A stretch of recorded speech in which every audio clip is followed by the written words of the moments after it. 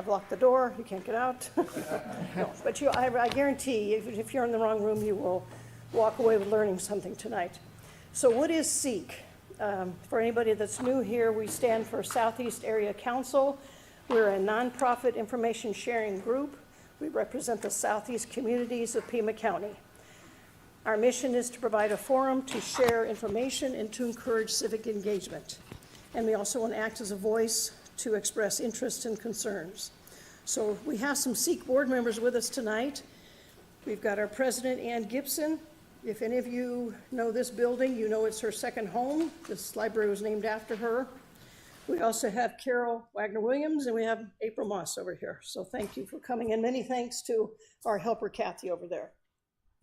I'm going to thank him twice. This is Gerald. He's our technical guru, because without him, we could just hold this in the parking lot because we wouldn't be able to do any of this. But one of the cool things Gerald offers us is Facebook Live, right? Facebook Live? Yeah, yes. Live. Oh.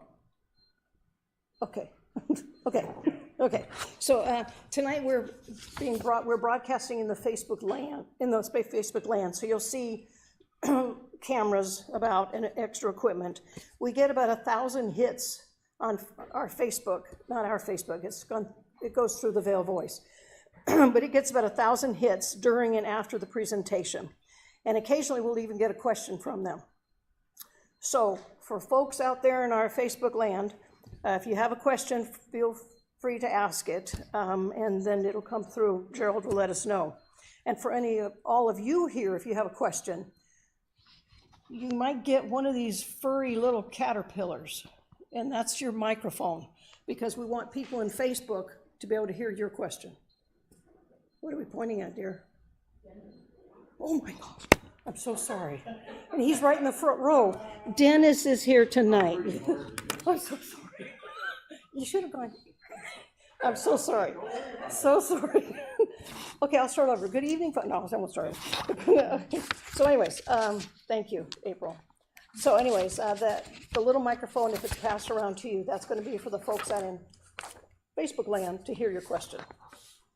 So I want to give you a quick background, and unfortunately Priscilla is running late too. But I wanted to just tell you real quickly how this presentation came to be. Originally, tonight was just going to be a status about that little development down the road called Rocking K. You know, it has a couple rooftops, has a big rooftop with a school in it, you know. So that was supposed to happen in another meeting, but it was felt that tonight should be about RTA Next, because it has a timeline. It's been in the news for a while. It was just approved to move forward for a vote next spring, and its effect has an effect on us in southeast Pima County. So less than a week ago, I'm busy getting this coordinated, I get an email from Priscilla, and she has CC'd some pretty powerful people. She stated it would be terrific if someone could make a presentation with a focus on the southeast area. And all of a sudden, I'm just watching this, but it was like a ping pong tournament going back and forth, because all these emails were flying and swirling around, and they were growing, and people were saying, oh, I can do that, I can help out, and it was absolutely wonderful. So it morphed into the two presentations you're going to hear tonight. So many thanks to Priscilla. She's not here. She is, by the way, the vice president of Diamond Ventures, and she also serves on a variety of nonprofit boards and committees. And she's also chairs the Greater Vail Area Chamber of Commerce Board of Directors. So thank you to her. Maybe she's out there in Facebook land. So our presenters tonight, first we've got Melanie Lawson, and then we have Dr. John Moffitt, who's hopefully on his way. Melanie is the public relations administrator for PAG as well as RTA. So there's some more initials. Oh, I think that's him. What is PAG? PAG stands for Pima Association of Governments. I came from the Phoenix area. We had MAG, Maricopa Association of Governments. It's huge. Here, it's comprised of 9 governments in Pima County, 5 municipal governments, Tucson, South Tucson, Marana, Oro Valley, and Sahuarita, 2 tribal governments, Pascua Yaqui Tribe and the Tohono O'odham Nation, Pima County, and the State of Arizona Transportation Board. That's PAG, very simplified. What is RTA? RTA stands for Regional Transportation Authority, and all those governments I just mentioned sit on that as well. So Melanie is going to give us an overview of the Regional Transportation Authority and provide some high-level information about the regional funding sources. Okay. Yep. Thank you.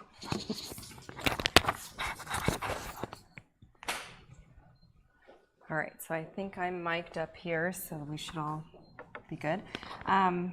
Yep, so thank you for the introduction. My name is Melanie Lawson. I'm the Public Relations Administrator. I think this will end up being probably one of a couple presentations. Maybe we can come back at a later date with some more information. This is just a very abbreviated update. I also will mention I am a Vail resident, so I'm happy to pop in anytime. This is very close to home for me. So, next slide. So as mentioned, the RTA is made up of all of the jurisdictions within Pima County who work together on voter-approved projects that help us move around the region safely and efficiently, and they support the region's economic vitality. So everything that you see on screen here was made possible by the RTA. So the RTA allows jurisdictions to work together on projects that cross jurisdictional boundaries and identify best practices for project delivery and also efficient project scheduling. All of these projects were made possible over the last 20 years by RTA, whether it was through direct funding or grant matches, such as with the streetcar downtown. And some of the more specific RTA projects include roadway widenings, transit service expansions and improvements, new infrastructure for pedestrians and cyclists, and they were all built with safety improvements in mind as well. And the RTA improvements support the region's economic vitality through short and long-term job creation. There's the short-term creation with the construction jobs that are created with the improvements, but then also long-term job creation that complements commercial and residential development. So think, for example, right here, Houghton Road. A lot of those road improvements were made. A lot of businesses started to come into the area. It's easy on and off to the interstate. So that's the additional job creation. Next slide. So a little bit more about how the RTA works for you. So by completing these projects that I just mentioned, it means improved transportation for everybody in the region. The improvements help you get to work on time. They help students and teachers reach school safely. They keep people connected to doctor's appointments, medical centers, employment centers, and they give people transportation options as well, whether you want to take the bus, ride the bike, walk, drive. And they give rural residents an opportunity to reach the city center. Our paratransit services, for example, keep a lot of rural residents connected to essential doctor's appointments, grocery stores, and employment centers. And it keeps everyone around the region moving faster, safely, and more affordably. Next slide. Oops, we had a little issue there. That's okay. So the RTA funding is about 2/3 of regional funding, just a little text error there. And all the improvements I just mentioned are funded by a half-cent sales tax. And that half-cent sales tax is the largest funder of regional transportation projects, and it brings in the most money every year. So on average, it's 2/3 of the funding, which is about $120 million per year, and that compares to about $50 million annually for federal and state transportation funding sources combined. So the numbers on screen are a little bit higher because they're actuals from 2025, but on average, those are the numbers.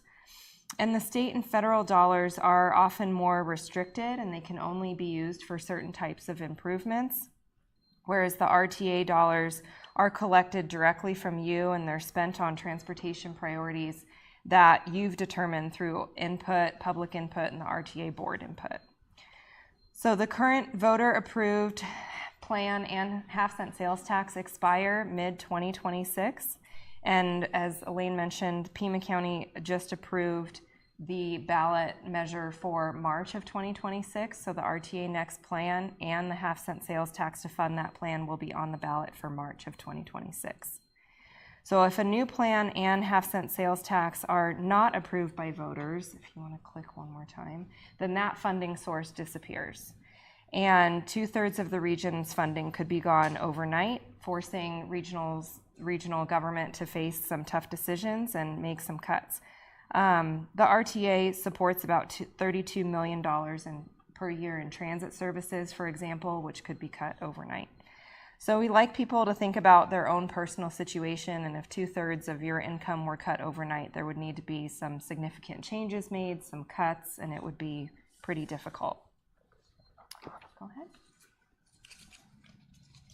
So the RTA Next plan would continue improvements for the next 20 years, and it is a $2.67 billion plan, and the plan is organized into transportation elements that you see here on screen.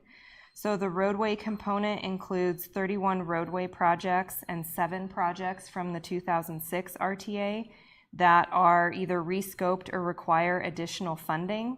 Partly due to the lack of funds over the last 20 years, we had the 2008 recession and other economic and cyclical factors, and the money coming in wasn't as anticipated, so some projects are being rescoped or additional funding is needed to complete those projects. So those are on the RTA Next ballot measure as well. Because it's required, if you make those kinds of changes, you're required to go back to the voter. And there's also the safety ADA and active transportation element, things like bicycle lanes, multi-use paths. This new element is arterial and collector road pavement rehabilitation. So we heard during public outreach a lot of feedback about the need for pavement improvement across the region. So in response to public feedback, I see a lot of eyebrows going. I don't think anybody disagrees. So in response to that, the board added an element for pavement rehabilitation for arterial and collector roads, and that's a classification that we use in the region. We're working on maps so people can see what that looks like as well. There's also the environmental element, which includes wildlife linkages, and then the transit element, which includes the entire bus system, paratransit, and dial-a-ride services as well. All right, go ahead. So it's important to note that the plan is at no additional cost to you. It is not a tax increase. The RTA tax investment for RTA Next is a 1/2 cent. It's currently a 1/2 cent. The new tax for RTA Next would stay a 1/2 cent as well. They don't overlap and increase the rate at all. It's a 1/2 cent and a 1/2 cent, so it's at no additional cost to the voter. And to put that into perspective, on a $2 purchase, you're paying an extra penny.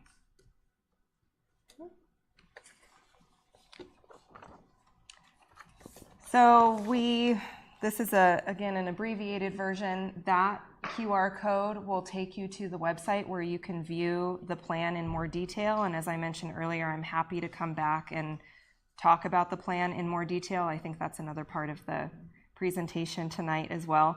But the message we like to share with everybody is that no matter where you live or work, there's an RTA benefit for you.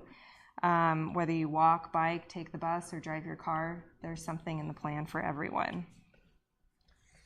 Go ahead, I'll shift gears a little bit, and oh dear, something happened with text, but there was a request to talk about the funding sources, so I'll just cover that at a very high level. These are the funding sources separate from RTA Next that come into the region that can fund transportation improvements. So it's important to note that any improvements with these funds that are made, they need to align with the region's 30-year transportation plan. And if there's additional questions, we can always have a follow-up conversation at a future meeting as well, but I'll just quickly cover these 6 funding sources. And the first is the federal surface transportation funding, which is about $23 million annually, and it can be used on everything on the screen that you see in green. It cannot be used on transit operations, that's why it's in red, and then yellow for miscellaneous projects and programs. It can be used, but there's just some nuances there that we need to be careful of. For federal transit funding, there are a number of different federal grant programs that can be used on transit projects, and projects have in the past included preventative maintenance, storage and fueling facilities, or technology upgrades. And the trend continues. Everything in green is what you can use it on. Red, no. Yellow, maybe. Go ahead. We also receive regional HERF funding. There's 2 different buckets that come to us. It's about $33 million annually for the 12-6 funding, and this amount does fluctuate, and it can only be used on roadway projects, but it can include roadway project elements such as bicycle lanes and sidewalks, and this funding comes through PAG and is allocated to the different jurisdictions with the funding formula. There's also the regional 2.6 funding, which is extremely restrictive and the more restrictive of the two, and it can only be used on state-owned roadway projects. So the funds are again provided to the PAG region, but they're provided at the discretion of the Arizona State Transportation Board. So it's not a guaranteed funding source, and it does fluctuate quite a bit. Go ahead. And then the last two funding sources here, the first one is the ADOT discretionary major projects. And this amount varies significantly as well, and it can only be used on state-owned roadway projects, such as state routes and interstates. In the RTA Next plan, you'll see the RTA Next, the funding that would come from the half-cent sales tax. Then next to that is another supplemental funding category. And so this is one of the supplemental funding sources. So in that plan, for example, if you look at the Rita Road traffic interchange, the ADOT, what's called RAC funding, is a supplemental source that will help fund that. And there's some other projects where it's listed as well. And we work very closely with ADOT to match up the funds and make sure that these projects can use the funding. So the key message here, and it's almost cut off on screen, but you'll notice everything, all of those categories are green with RTA funding.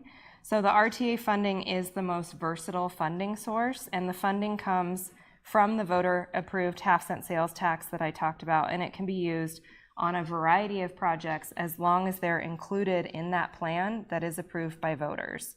So as you saw earlier in the presentation, it's about 2/3 of the transportation funding for the region.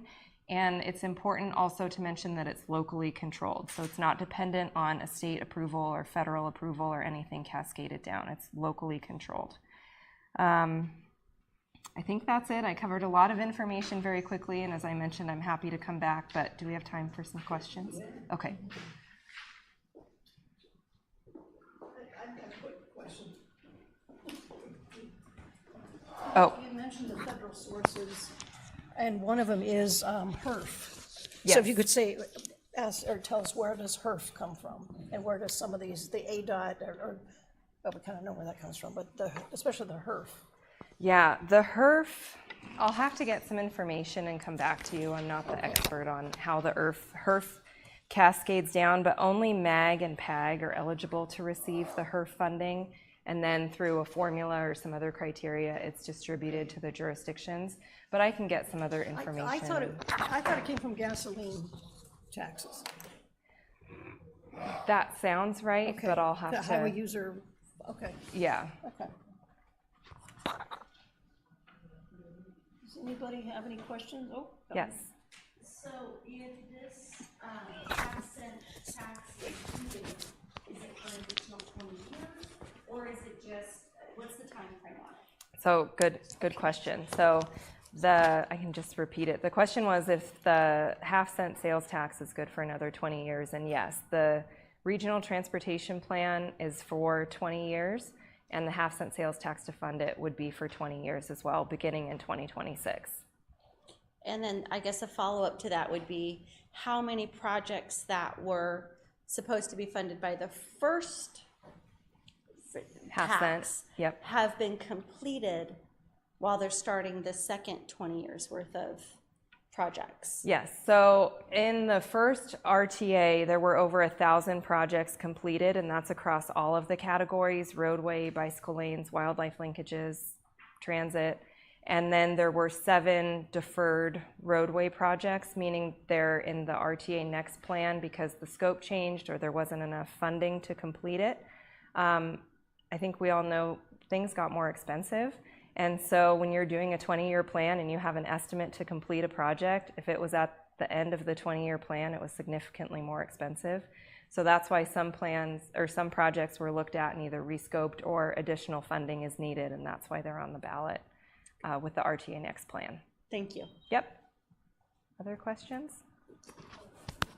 Did you talk about the categoricals?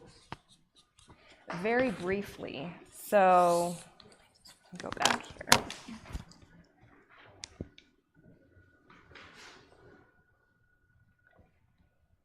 Okay, so within all of these elements, the question was asked about categoricals. So, for example, within safety, ADA, and active transportation, there's some definition to the projects within these elements, but these are considered categorical buckets that jurisdictions can apply for projects to be funded. So there might be a particular safety improvement or bike lane or thing that a jurisdiction, for example, City of Tucson, might want, they could apply for that project within this bucket of funding. It's called a categorical. And like what kind of money balances are there in those? You know, I didn't bring that with me. I can pull it up online, but each of these elements is assigned a dollar amount in the plan.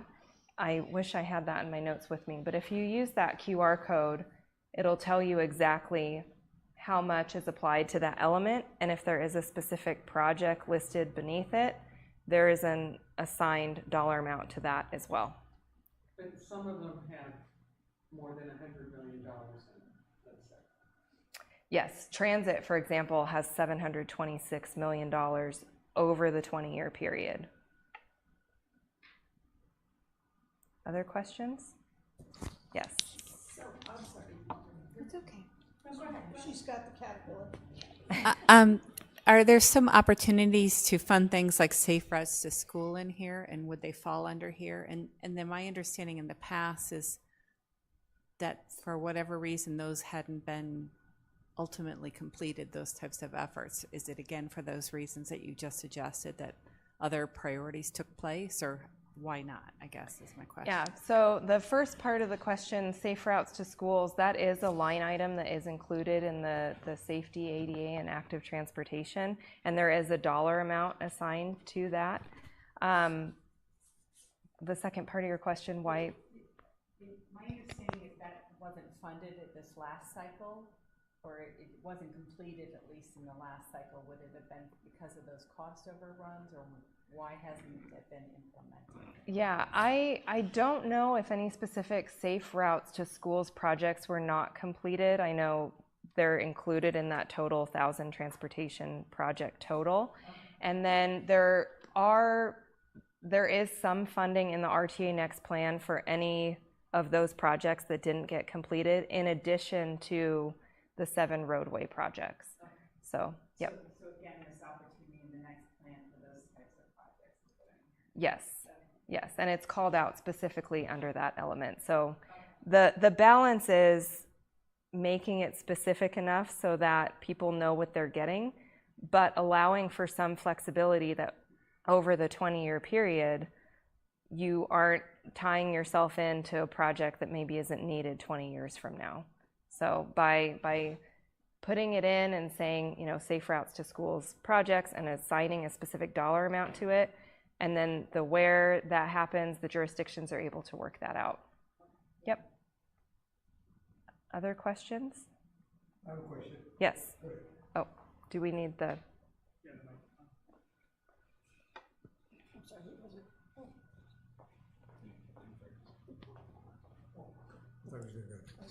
Yeah, did I hear you say that there's a category breakdown with specific projects in it with values on it?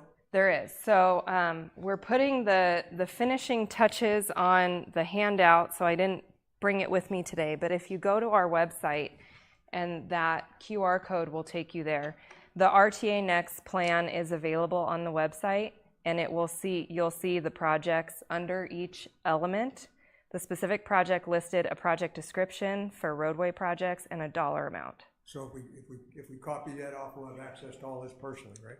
Okay, thank Yes. you. And the other one too, the one with the breakdown? Yeah, and then I can come to a future meeting, I can drop off copies, And then we're working on finalizing the map as well. So you see the list, but then you can also see a map of where those roadway projects are. So would be good, I mean, I could, after the meeting, send everybody. We can send links. Yep. Yep. That give them all the information or just piece of it, not the map? Yeah, that won't give you the map. Okay. But if It'll you get the play details. around on our website, there is rtanext.com.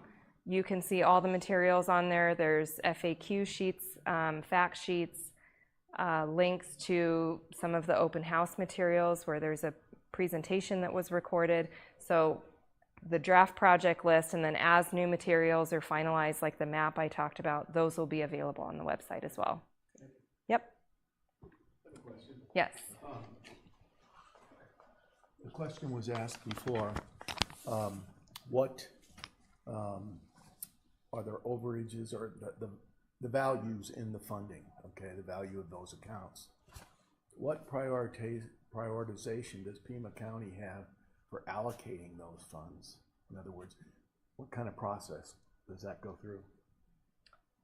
For roads, for example. For For the roads. categoricals, I think, the Oh, for buckets of money categorical. that you Right. said the jurisdictions could ask for. Yeah, I'll have to get back to you on the specific process. It goes to the jurisdictions recommend projects to the board of directors. Each jurisdiction, on the board has one vote, but whether there's, does every single project get it, who goes first, any of that detail, I'd have to come back with you. That's important, and with over 700 million, as was discussed earlier, in just one of the buckets, it's a lot of money. Yeah. And for the roadway projects, it is assigned though, and so that is very specific, and the jurisdiction it's in, or if it crosses multiple jurisdictions, all of that is spelled out in the plan, and then will be part of the administrative code as well. Yes.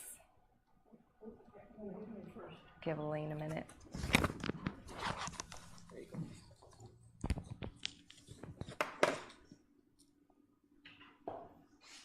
Okay, time's up. Okay. My question is specifically in regards to SE 52, which is the continuation of Houghton and the expansion of the bike lane. But the document reads period 3 or 4. What does that mean? What is period 3 or 4? Yep, so the periods are the 5-year periods within the plan, and period 1 is the first 5 years, period 2, the second 5 years, so years 5 to 10. Period 3 and 4 are 10 to 15 and 15 to 20. So we did receive a lot of requests. Everyone wants their project in the first period. It has to be planned out so that it matches estimated revenues coming in every year. And the Colossal Cave project, Marion Cleveland project did get moved up, I know, as well, in response to, people who came during public comment periods, so that was helpful. Okay, so what I understand is I may not be able to ride my bike for another 15 years on the loop because it's in period 3 or 4. Well, if What I see is period 3 or 4 for Houghton for the continuation of the loop, 3 or 4, 15 to 20 years. That's not going to be tomorrow. It's not going to be tomorrow. There is, we're working on some of the details where if a project isn't ready, for example, and it's in period 1, instead of holding up funding, what's the process where that maybe steps aside and another project that is ready is able to move in? So we're looking at additional resources, project management tools, and a lot of things internally to see how we can maybe make that happen. But if it's listed on the plan as 3 or 4, it's not tomorrow. It's in year 10 to 15 or 15 to 20. Last question about this. What is the mechanism to at least start maybe expanding the bike lane?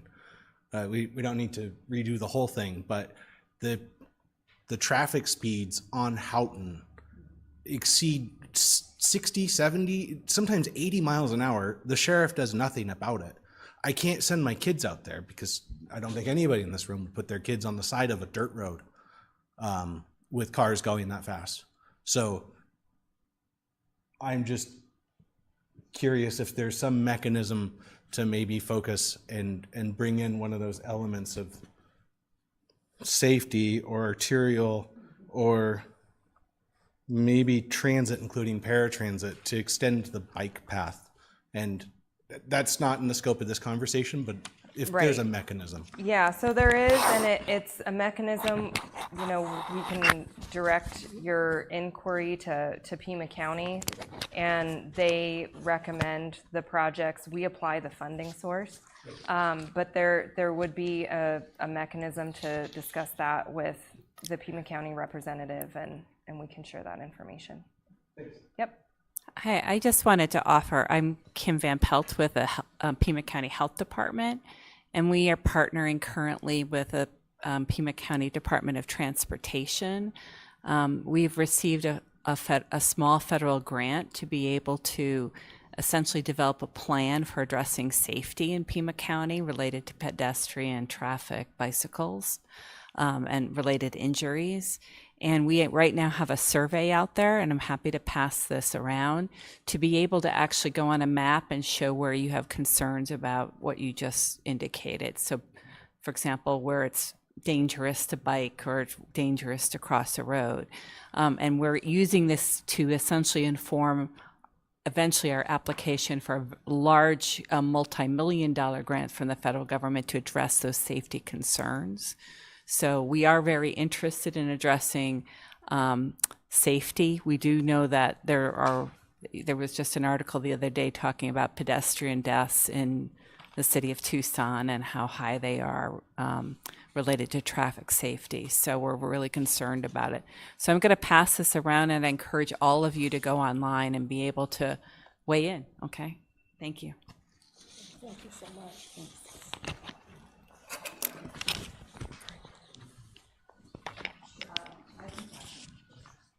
Honestly, she's answered all of my parts of my questions within everybody else's questions, so that's been fabulous. All right. Thank you. If I could have one too.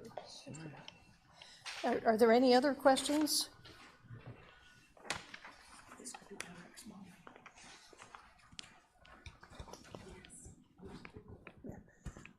Okay.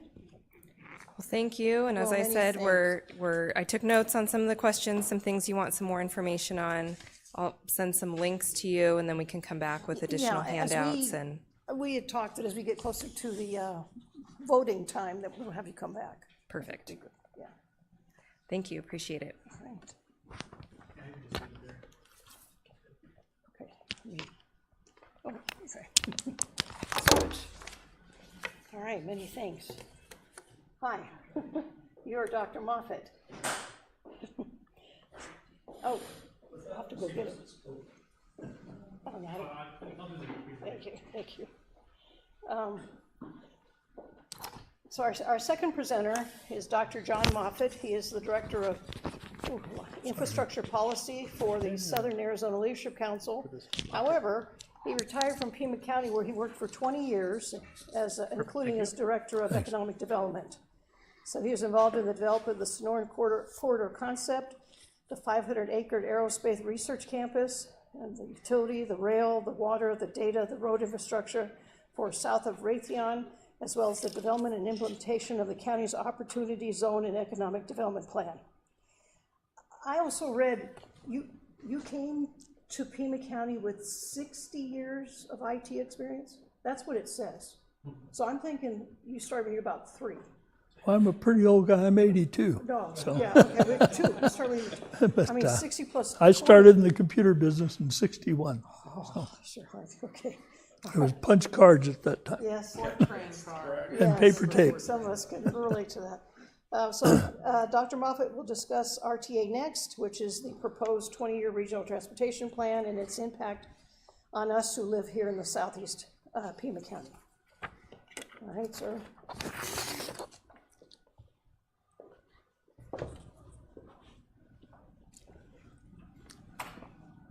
Well, and thank you for inviting me. Number two, the third slide in on Melanie's presentation is, the first line is get to work on time. I hit every stoplight possible and a lot of traffic. Anyway, I'm happy to be here. I'm going to kind of approach this in a little bit different. Melanie's got all the details, but you know, I've been working with Priscilla and a number of folks in trying to tailor some of the stuff that's going on in the southeast.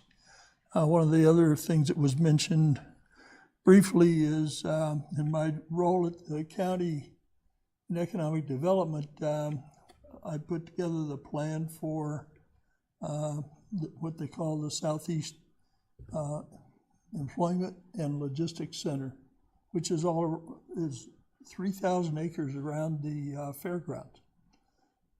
So there's another factor that impacts this area, and it's the departure corridor from Davis-Monthan.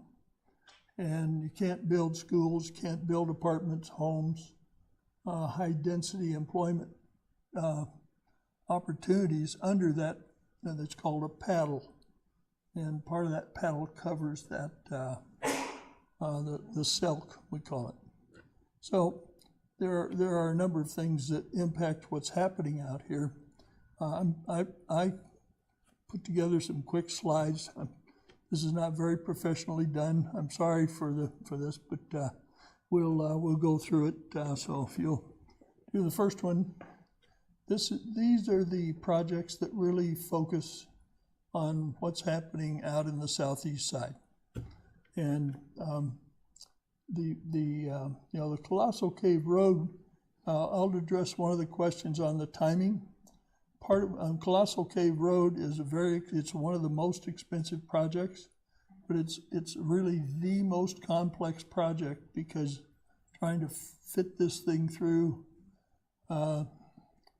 Old Vail and miss the schools, miss the H2K project, and a number of other things is going to take some time. Yes, right. And For JJ, who's not here. that's right. And it also has to go over 2 levels of railroad. And one of the things we're working on is trying to consolidate the rail onto one line if we can. But that's going to take time. So it's not that they just kind of sloughed it off. It's one of these things that transportation projects take. I'm an impatient person, and I'm lucky to have any hair left after trying to working on some of these. The other one that's important is the Rita Road traffic interchange. I'm sorry, I'm looking over here. I had to look at what you're looking at. But you're all familiar with how things back up there. The ADOT put the new traffic interchange in there at Houghton, which is very helpful. Rita Road is on the plan. It's in this RTA plan, but it is also the connecting point, and I'll get to these slides in a minute, but it's the connecting point for the Sonoran Corridor, which is a bypass that comes from I-19 over to I-10 to keep the trucks and the heavy traffic that's coming out of Mexico, goes up into Tucson and then out this way. So that will all have to be planned and coordinated. So that's the other reason that some of these things get moved into some steps further out.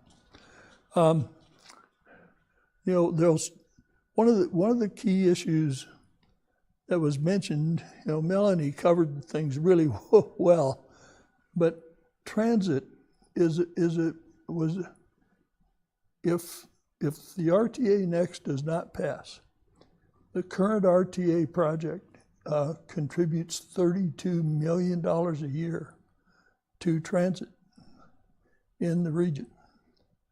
And that funding goes away. The city puts in $10 million a year. But the other 32, if the funding does not pass, then we do lose that $32 million, which has a major impact on the paratransit and some of the other things. We have special, like park and ride out here for people going downtown and also to get out to the tech park. So some of those things are important both for Rita Ranch and the Houghton area. The other thing that was discussed is the road rehabilitation and your bike paths. A lot of the bike path work is done based upon the flood control district taxes. So it's not all lost, but it, that's the county and the flood control district prioritize where they spend some of that money.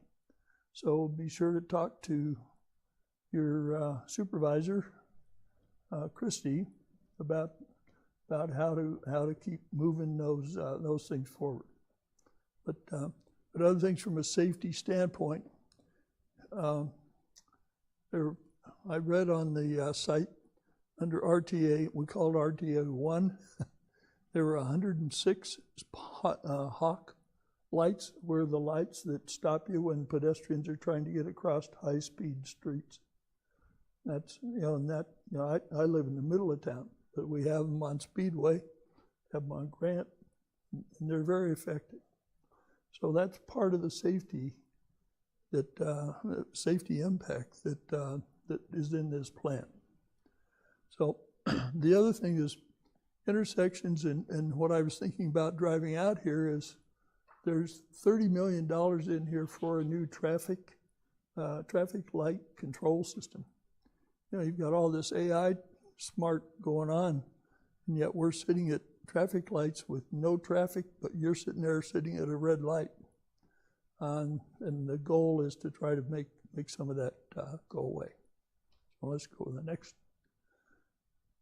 So I'm kind of duplicating your part here, but the categoricals, the first thing which Melanie mentioned was in a survey, people really wanted the roads rehabilitated. So that has been added, and there's $177.6 million in the project for that. And they talk about arterials and collector streets. I don't know, how many of you know what an arterial and a collector is? I didn't either. So that was one of my points is we need to define these terms. An arterial is a major road like Houghton. And a collector street could be Marianne Cleveland that brings traffic out of subdivisions and homes and stuff to the arterials. So these are the major, arteries that move traffic around. On the safe routes to schools, somebody had a question on that. There's 4 million in that. That ties in, but it also ties into the hawk lights and some of the other safety pieces. So those are intertwined. Pedestrian and bikeway improvements, there's 100 million in there. This community is important. The bicycling is important. Traffic signal upgrades, I already mentioned, and the active transportation that's how people walk and jog or run, or and it's some of the green areas, but it's where you're moving around, not in a vehicle. So there are parts in the plan that really impact that. Next. So this is a picture of the current arterials right off the PAG site. So this gives you an idea of how this interwoven system works and how important maintaining all of that and ties it together. So I just want to give you a picture of how important and how vast this is. Next slide. So Melanie mentioned HERF funding. HERF is Highway User Revenue Fund, and it's primarily gas tax. It's your vehicle license tax, sales tax on your, so it's not sales tax on your car, but it's gas, sales tax on gas, diesel, and those kind of things. The reason that number goes up and down, there are two reasons. One is it's allocated based upon population. And as the Phoenix area grows more quickly, those population centers we're growing at a slower rate. So they are getting a little bit more of that money each year as we go.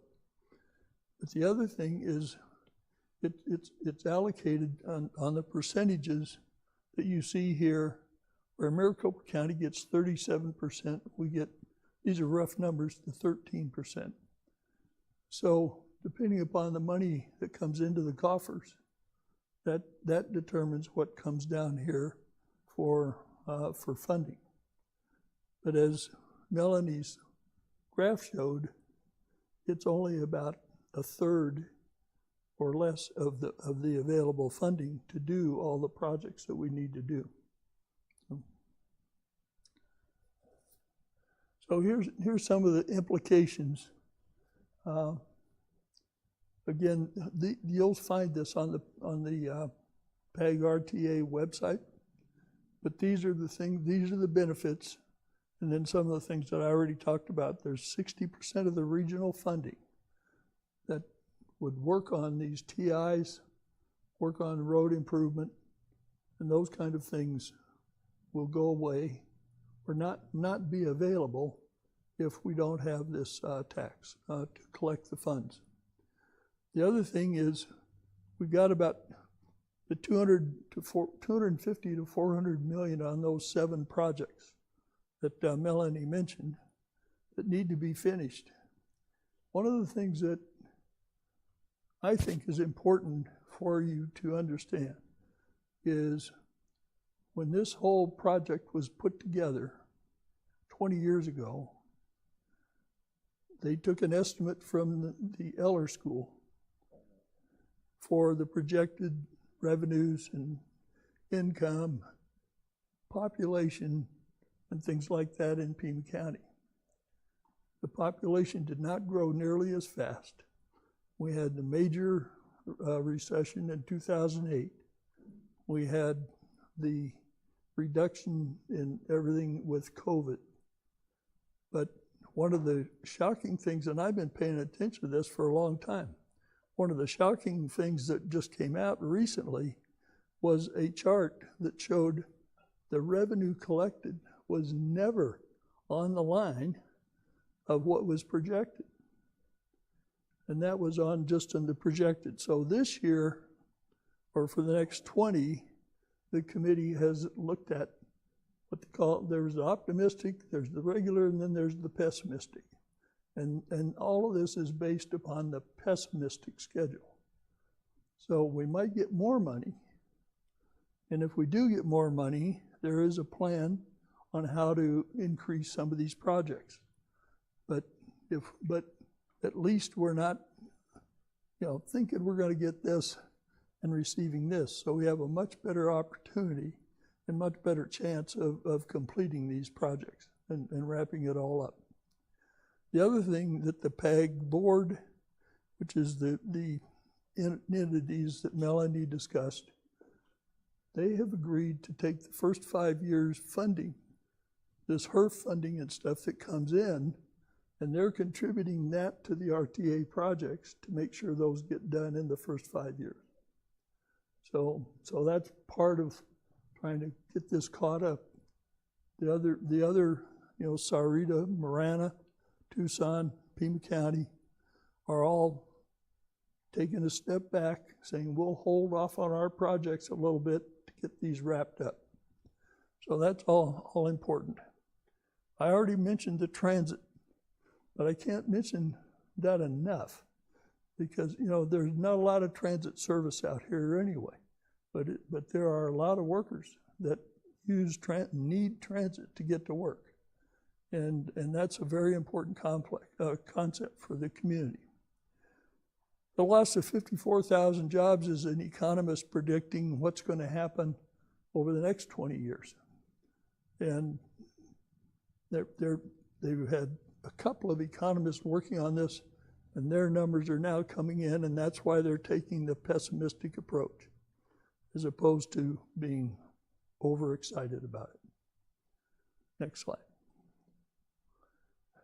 So now I'm going to talk about what's going to happen out in this area that can have an impact in a number of areas. H2K, how many of you have heard of H2K? Okay, so at least several of you. That's 2,160 acres of state land east of Houghton Road and south of Marianne Cleveland, between and the railroad and the freeway. And that has been master planned for large-scale industrial growth. So that's maybe good, it's maybe bad. It depends on how you look at it. But I'll explain from a revenue standpoint, there are development fees. When these large companies come in, they have to pay for a lot of this improvement that goes on out here. There'll be more jobs out here, which was part of our goal when we did the SEAC. But this is another project with the city of Tucson and state land to have more jobs out in this area where people don't have to commute downtown or down to the mines or whatever. So the eastern boundary is Colossal Cave Road, and the western is Houghton. So this is, there's nothing imminent, but I can tell you that the state and the city are actively marketing this area, and they've got it planned. Next slide. This is the SEAC plan from when I did it. Now, I originally laid it out about 5 years ago now, and this was the plan. So this corner up in the top right corner for you is the area where Project Blue was scheduled to go. It is still on track. It has not gone away. But that is another employment area. The county funded building and then widening Houghton Road down to the school. But long-term, Houghton Road needs to be extended on down. Part of the issue is if we can get more large companies coming in that can contribute to these construction projects, then there's the potential for finishing some of these roads outside the funding that comes from the RTA.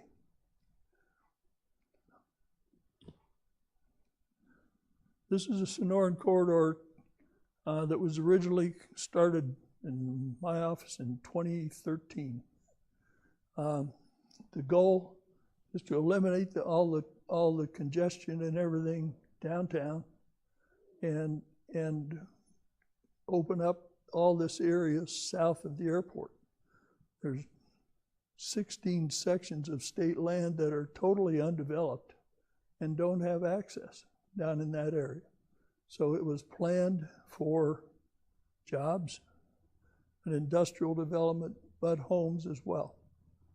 So this study, the Tier 1 study identified this connection. It connects at El Toro in Sahuarita, and it connects at Rita Road up here on I-10. So again, it opens up this area for growth and the potential for additional tax base to help fund some of these projects above and beyond RTA. How wide is that going to be? Is that going to be freeway? Yes, it is scheduled to be it's a 2 and 2, so it's a 4-lane freeway. They call it limited access, but it will have access at, of course, Rita, but Wilmot, Craycroft, maybe not Swan, but certainly it lines, this north-south alignment is aligned with Campbell Road, Campbell Avenue, south of the airport. Is there any timeline? Yeah, the Tier 2 study is underway. They expect to finish it probably in late 26 or early 27. The Tier 1 study generates a 2,000-foot wide corridor. They call it a planning corridor. But there's riparian areas, there's Indian artifacts, there's all kinds of things. There's a bunch of homes in Sahuarita in its way. And so now they're trying to find how they get it down to a 400-foot corridor. And that will be the result of the Tier 2. But the Tier 2 study will not be finalized. They won't sign off on it until there's funding. I can tell you that the plan is, and we're working on funding now, to build the part that goes from Rita Road over to the airport. That's the highest demand. That will take some of the load off of I-10. It will make it easier for people to get to the airport, where we're seeing more and more jobs. But but that's the number one. They broke it into 3 segments: the east-west along Old Vail connection, the north-south down to Sahuarita Road along Campbell, and then the third phase is from Sahuarita Road over to El Toro. And timing-wise, this whole project is expected to be probably $800 million to $1 billion. The east-west piece, Pima County actually had a bond issue up to build a 4-lane, not a freeway, but a 4-lane road across Old Vail connection for $40 million. That was in 2015, but it failed. So, but anyway, these are some of the things that are coming down the road in the future. Just trying to give you some idea on this is a 20-year window we're talking about, so we need to think about what's going to be happening. I live just north of Sahuarita Road and 2.5 miles west of 82. And in 20 years, I'm not sure how we could estimate the semi-truck traffic on Sahuarita Road. It's getting very bad on a 2-lane road. And that's our goal, is to get all those semis off of that road and also off of 82 going across Patagonia. Anyway, that's not what we're here tonight for. I'm just trying to give you an idea. I think that may be, no, I added one. No, that was it. Okay. So, questions? We'll let the question box go around and we'll.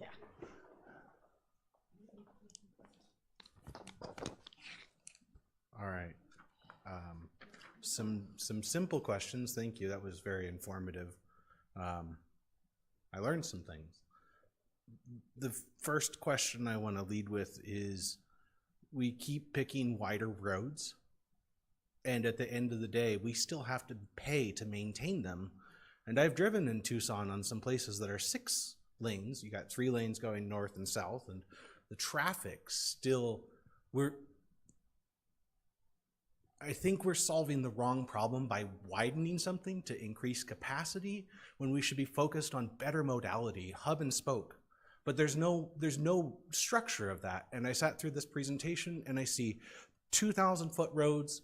And when you look at Cienega Creek and you're telling us that you're gonna put a 4-lane bridge over a creek that's a riparian area, that's more space. We continue to donate more space to wider roads, and I don't see how that works to preserve our land, because look at the trees. They look in bad shape. And I just wonder, when are we gonna choose, instead of wider roads, better options for us? Thank you. So one of my, one of the responses I'll give you, and I was an observer. I was not a participant in the process to put this together.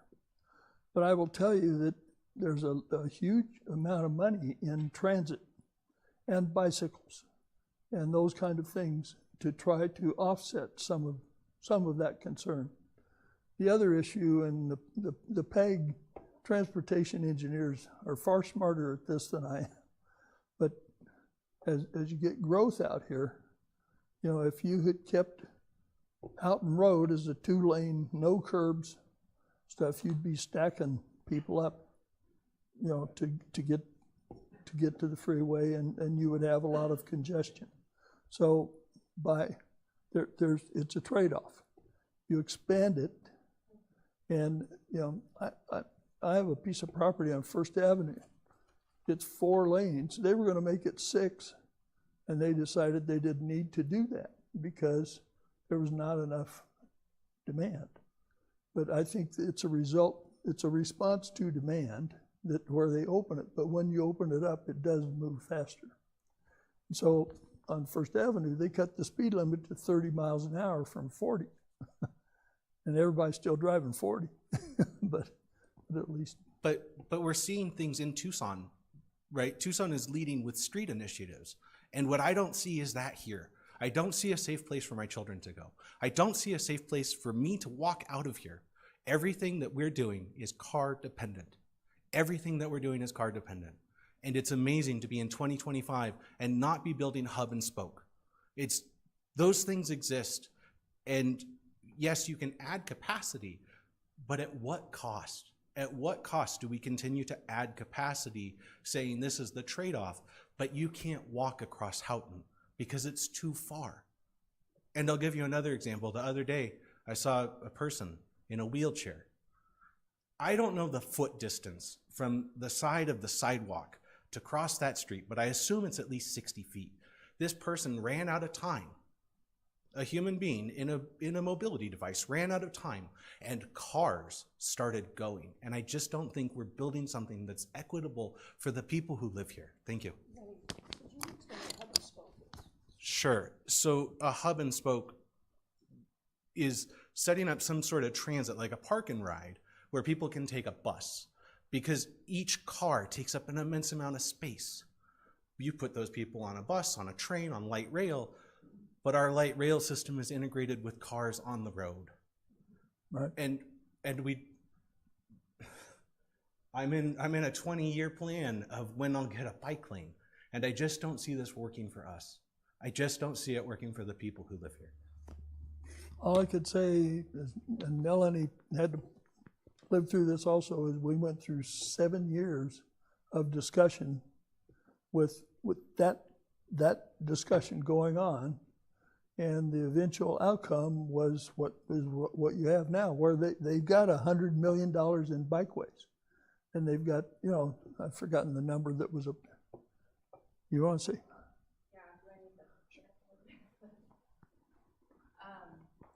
I will also mention that within each roadway project, a lot of the descriptions you'll see include modernization or include bike and pedestrian improvements. So even though the roadway element is the majority of the plan, each project will say often including bike and pedestrian improvements.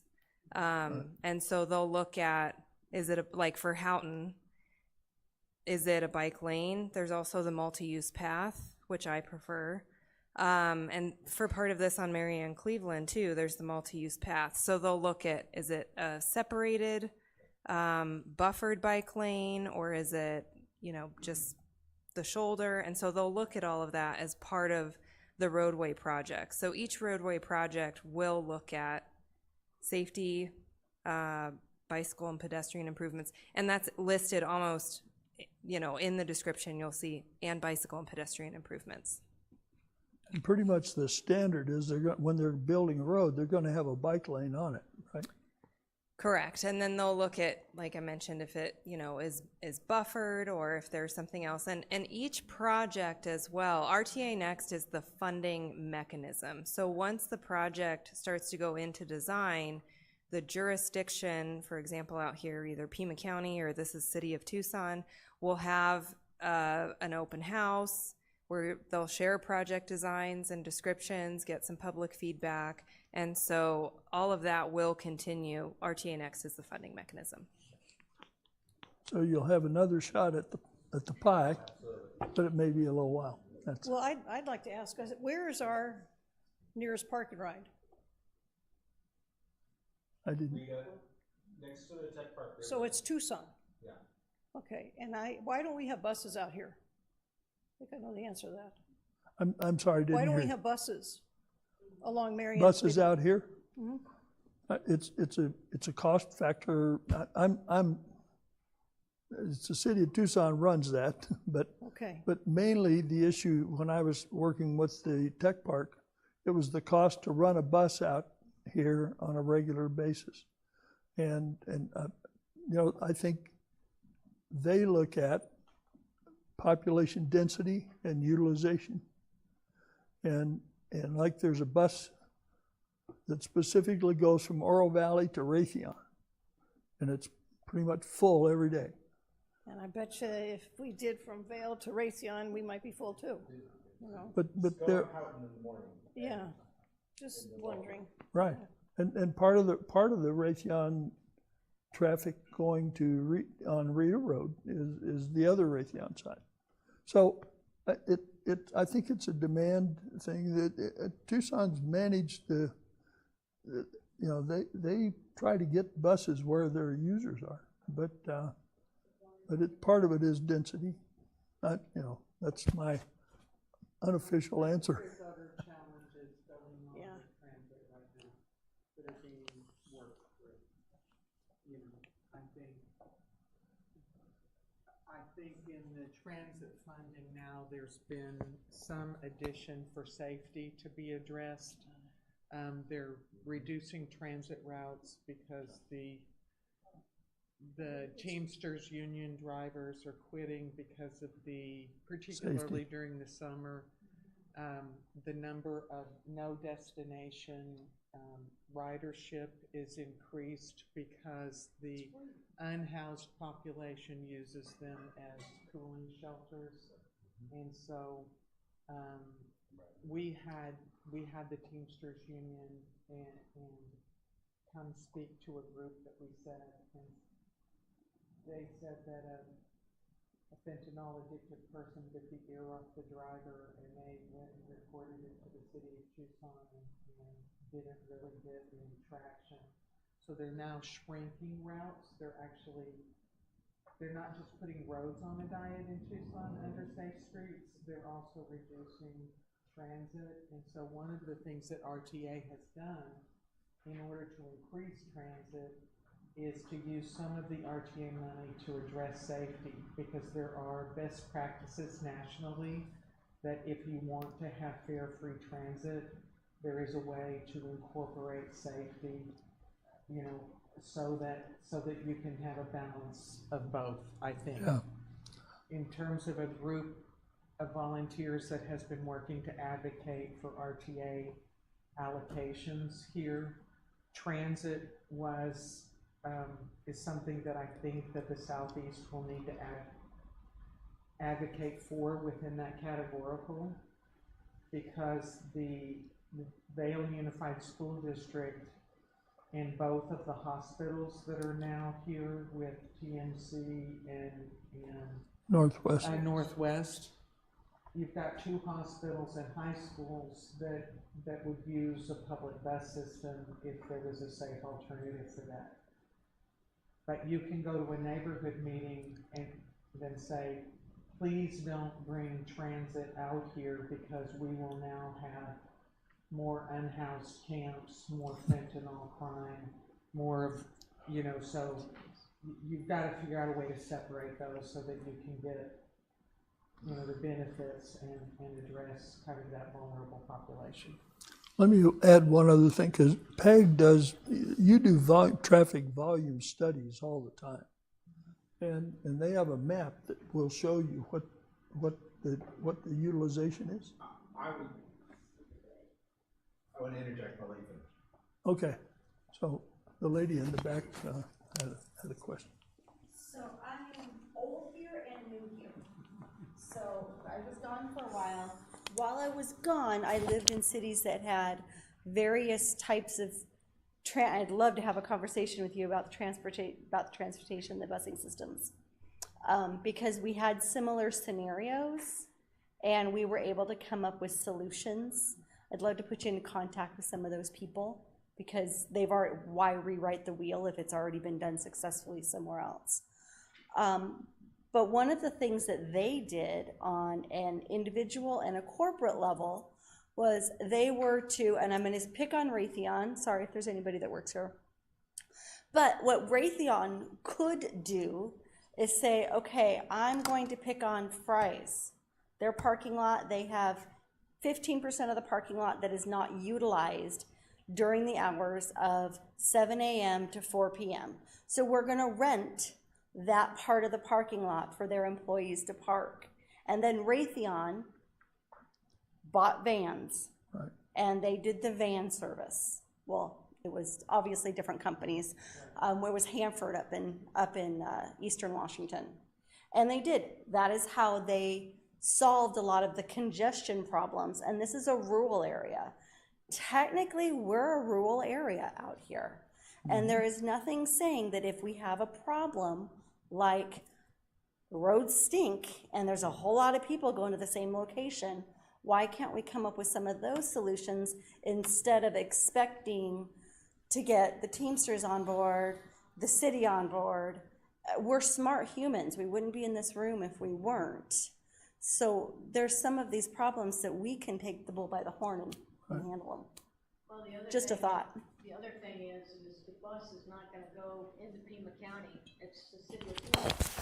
So they're only gonna come so far. And Corona de Tucson is not the city of Tucson.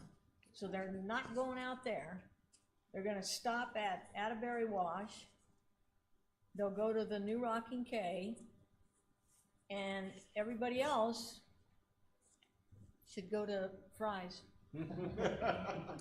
Yeah. But So we did have I came from Phoenix, and we had van pools. And, yeah, they were purchased by Honeywell, and you just hop on the van pool, and it was free. And you park your car, and you get in the van. We pay $10 a month. And if you went and got your CDL and you were one of the drivers, There you go. didn't have to pay the $10 a month. Yeah. And there was also other benefits, like you didn't lose your own gas. My brother used to take the van home with him every day. And that was how we saved a whole bunch of stuff by doing that. But one of the things that we did was we were able to maintain the safety and the security of the vehicles because somebody with their CDL would take it home and they paid for him to get his CDL.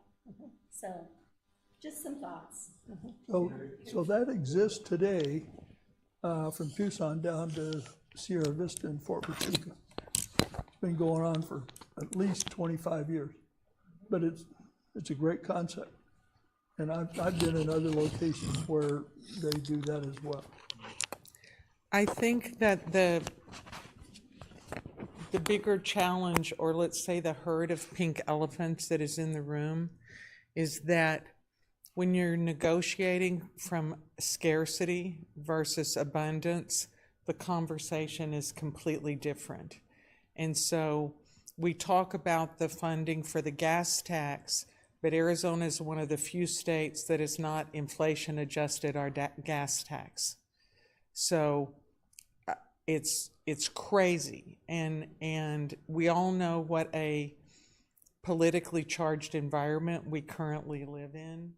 And this isn't a political statement, but you have a situation where we need to grow the pie for transportation funding, and that is the full spectrum for multi-use paths and bicycle lanes and transit and capacity where it's warranted, particularly for areas like the Southeast that are unincorporated. When you look at the way money is allocated, your state shared revenue is prioritized for incorporated communities.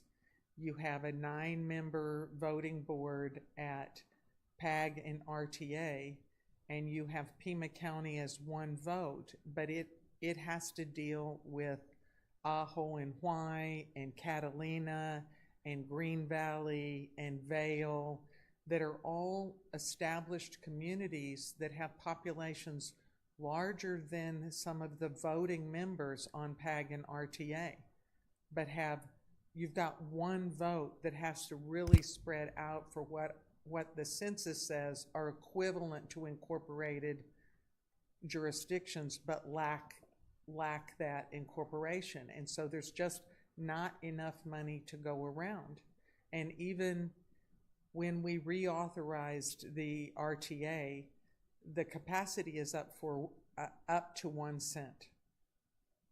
But the political will, because we're sort of reauthorizing a 1/2 cent sales tax, there were lots of recommendations that said we should go to 0.6 instead of 0.5, and that additional 10% should go to transit or should go to high-speed rail or, you know, those kinds of things. But the political will was not there. When we know if we had, this is $2 billion, we know if we had $4 billion, if we took the full 1/2 cent, we would still be short projects. I mean, you still don't have the drainage improvements on Houghton Road south of the fairgrounds. You still don't have the drainage improvements on the 2-lane Wilmot Road from Sahuarita Road to I-10. And we don't have any funding source really for the next 20 years. So we can all try to negotiate from a position of scarcity, but if you are in an unincorporated area of Pima County, the negotiations are more difficult. They just fundamentally are more difficult. But it's not a reason not to do it. It's just that it takes a real unified and consistent approach, and it just takes hours and hours of volunteer time and understanding and being solution oriented. But I'd rather us all work together on going, how do we grow the pie, and then make an ask for the allocation for the Southeast. Because the Southeast, I would say, I just looked at this in the census data report. For Corona de Tucson, Rincon Valley, and Vail census designated places, about 85% of the population moved here between 2000 and 2020. And the growth rate was somewhere between 300% and 1,200%. So you have the city of Tucson where it has had very low single-digit growth rate during the same period. And very little investment. I mean, you had the Houghton Road investment during the 2006 to 2026 RTA, but very little investment with that amount of growth rate. And now you're looking at the growth rate in the Southeast in a 40-year window from 2006 to 2026, and then from 2026 to 2046. And unfortunately, there wasn't the advocacy within the context, and I'm going to speak practically and not politically, but when you watch government, and I've done it closely for 30 years because I have a government relations job, but both Ward 4 in the city, whether it was Shirley Scott or Nikki Lee, and District 4 in the county, it was Ray Carroll and Steve Christie, did not have the strongest advocacy positions for this whole burgeoning growth area in all of the state land. They just weren't effective within their bodies of the 7 council members and the 5 board of supervisors in the same way. I mean, and the facts are there. It's not an opinion. You can look at what wasn't invested in the Southeast and understand that the city of Tucson and Pima County each have $2 billion general fund budgets. They have $4 billion in their operating budgets each year, in what isn't being allocated. And so you have got to come up with an effective way to make a case when you understand that there's scarcity and there's not a lot of interest. That's the point right I mean, but part of the interest is that there is a perception that this region is conservative or Republican. And we're not a lot of votes. And again, you can look at the facts, you can look at the voter registration by voting precinct. You have decision makers in the city of Tucson and Pima County that they're elected Democrats. I mean, the city council is 7 Democrats, the board of supervisors is 5 Democrats. They are not, they care about all their constituencies. I believe they care about all their constituencies, but they have their base, right? They have their base. I mean, and that's a reality that we're dealing with. And the Colossal Cave and Marianne Cleveland Way Road on the RTA Next were huge wins for this area. Huge wins for this area. Nikki Lee put Marianne Cleveland Way on the RTA Next, and she gave it no priority. So the jurisdictions are required to submit their roadway projects and prioritize them. Marianne Cleveland Way wasn't even on the city of Tucson's list. Later in the game, Nikki Lee put it on and gave it no priority before RTA went out for a public survey. Pima County did not put Marianne Cleveland Way on to complete Marianne Cleveland Way to Colossal Cave. So you had a city of Tucson project that was put in sort of later in the process and given no priority. And when it ended at the county boundary line, you did not have a commitment from Pima County continue Marianne Cleveland Way. So that it is in the plan to widen Marianne Cleveland Way along with drainage and bike routes and all those goodies is a miracle. I mean, it wasn't nothing that got done. And the same, both the transit advocates and the environmental advocates, the project for Colossal Cave was the most advocated for project in the surveys and the most opposed project in the surveys. Because if you live in the core of Tucson and you look at this plan and go, I don't even know where that place is, and they're getting $180 million. Think about how much transit we could do there. Think about how much, so the fact that these 2 projects are in the plan, it's not enough, right? It's not enough because we're dealing with this position of scarcity, but it's amazing, in and of itself. So, and that the Rita Road interchange also happened in the last 30 days, 45 days. Yeah, 45. To get an interchange improvement on I-10 at $120 million after they've been working on this plan for 5 years, and then we think we're totally not going to get anything, and then we get an interchange on I-10, which is, so I look at it and I see, I'm so frustrated by everything that's not on there. I mean, Sahuarita Road, Houghton Road south of the fairgrounds, everything that happens when there's a wreck on I-10 that gridlocks everybody and there's no alternative route and you don't have Wilmont. But my hope is that it's a rallying cry for everybody to come together and start to use all the other tools and all of the other processes and communications that are available here in the region. But we need to grow the pie somehow. I mean, index the gas tax, let's start there. And every electric vehicles don't have to pay a gas tax, and they're heavier vehicles, so they do more damage to our roadways and make no contribution. So in the state legislative session, that's a highly debated topic. I mean, because the revenues are going down as electric vehicle purchases are going up.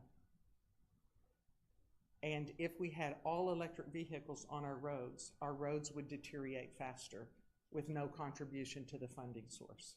So there's gonna have to be a solution, but it's, if you like transportation policy, we can have a good time. So, to address your thought about the bus service in the county does, the city is not the only contributor to Suntran. The county does contribute funding to serve the outlying areas. So again, we've said this several times, but it's up, you need to advocate to the county to increase. If you need a route down in your area, then you need to work with Supervisor Christie and the county, they are doing it. They recognize the need. They are funding some of these routes. So, Marana funds routes that come up to Marana, Oro Valley does. So.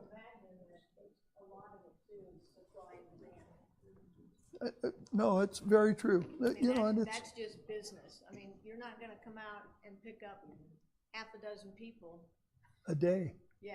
You So, know. I mean, a lot of it has to do with supply and demand. Yeah, it truly does. But anyway, but I just wanted you to know that it's not just the city only. They don't stop at this is me speaking now, they probably would stop at the city limits, but the other communities see that need, and the other communities are contributing to make sure that their citizens are served. So, and Pima County's doing that. So if you have a legitimate demand out here, certainly they're running a bus to the tech park. So they're out here. So maybe they just add a few miles to that loop. I think one of the other things that is very different about this RTA than the first one is I think most of the people that were around for the first one would say that there was a very regional approach, because as we travel on the roads, I think we don't think when we pass from one jurisdiction to another, or actually when you're traveling on Wilmot, one of the lanes is in an unincorporated Pima County and one of them is in the city of Tucson. That happens on Tangerine Road. Tangerine Road is in 3 different jurisdictions, and you don't think about it. And so we have this idea that it's a regional approach. This time, because it's based upon a sales tax, the approach was really led by the city of Tucson, who felt like the city of Tucson generates most of the sales tax and did not get an equitable percentage of the allocation of the roads. So rather than sort of a blended regional approach, the city approached it in saying, we need to be made whole.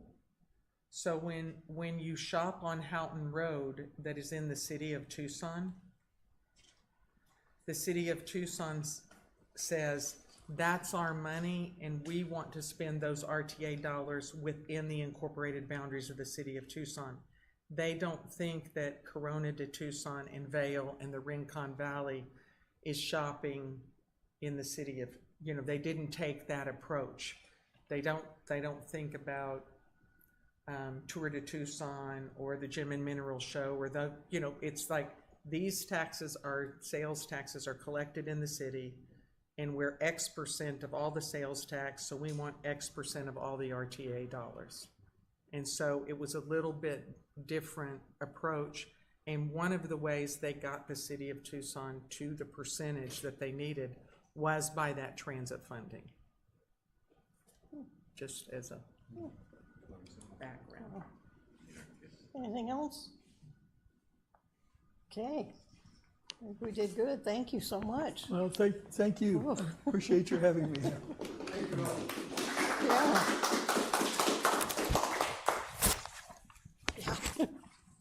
I'll get out of your way. No, I'm just gonna wrap it up. So many thanks for joining us this evening. If you haven't done so, and I think most people have, if you could sign in and I will add you to our email list.